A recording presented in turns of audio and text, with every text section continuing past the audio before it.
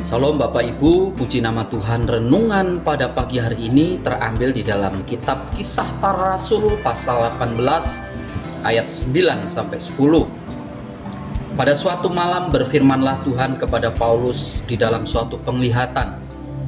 Jangan takut, teruslah memberitakan firman dan jangan diam. Sebab aku menyertai engkau dan tidak ada seorang pun yang akan menjamah dan menganiaya engkau, sebab banyak umatku di kota ini. Saya memberikan tema sukacita dalam memberitakan Injil. Rasul Paulus adalah seorang hamba Tuhan yang melayani dengan totalitas yang tinggi.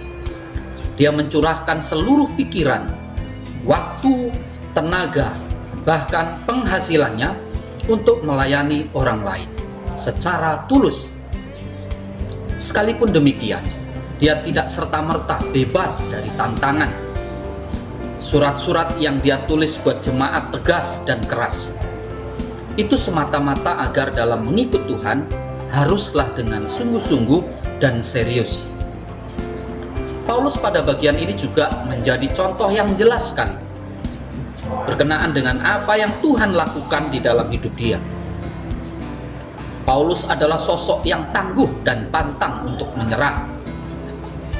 Ketika batu menghampirinya, cambuk menyentuh tubuhnya, bahkan kapal yang ditumpanginya karam, dan segala hal yang merugikan melewati kesulitan demi kesulitan, tak menyurutkan niatnya untuk terus memberitakan kabar baik dari Tuhan. Satu hal yang kita lihat dari pelayanan yang dikerjakan oleh Paulus, dia tidak pernah berhenti dan seolah-olah tidak ada satu kekuatan dalam dunia ini yang bisa menghentikan diri dia untuk memberitakan tentang Kristus. Bahkan kematian pun, Paulus berkata, satu keuntungan bagi dia. Karena melalui kematiannya, nama Yesus Kristus dipermuliakan.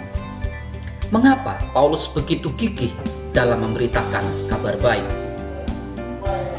Hanya satu hal misi Paulus, yaitu supaya setiap orang yang ia jumpai dapat menerima jaminan keselamatan di dalam Yesus Kristus.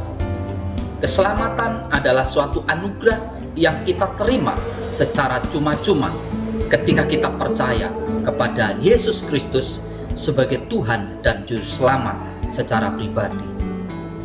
Kepercayaan seseorang terhadap jaminan di dalam Kristus ini tak akan dapat mengubah atau membatalkannya. Apabila kita sungguh-sungguh percaya kepada Kristus dan telah mengakui serta menerima karyanya untuk keselamatan kita. Apapun dan bagaimanapun perasaan dan pikiran kita, jaminan itu sudah merupakan suatu yang pasti. Karena keselamatan tidak bergantung kepada perbuatan kita atau hasil pekerjaan baik kita di dunia. Efesus pasal 2 ayat 8 dan 9. Sebab karena kasih karunia kamu diselamatkan oleh iman. Itu bukan hasil usahamu, tetapi pemberian Allah. Itu bukan hasil pekerjaanmu. Jangan ada orang yang memegahkan diri. Jadi, keselamatan yang kita terima merupakan suatu kepastian dan tidak ada yang dapat membatalkannya. Karena apa yang telah Kristus lakukan di kayu salib itu sempurna. Dan keselamatan tidak ada di dalam siapapun juga selain di dalam Dia. Sebab di bawah kolong langit ini tidak ada nama lain yang diberikan kepada manusia yang olehnya kita dapat diselamatkan. Kisah Rasul pasal 4 ayat 12. Tuhan Yesus memberkati. Amin.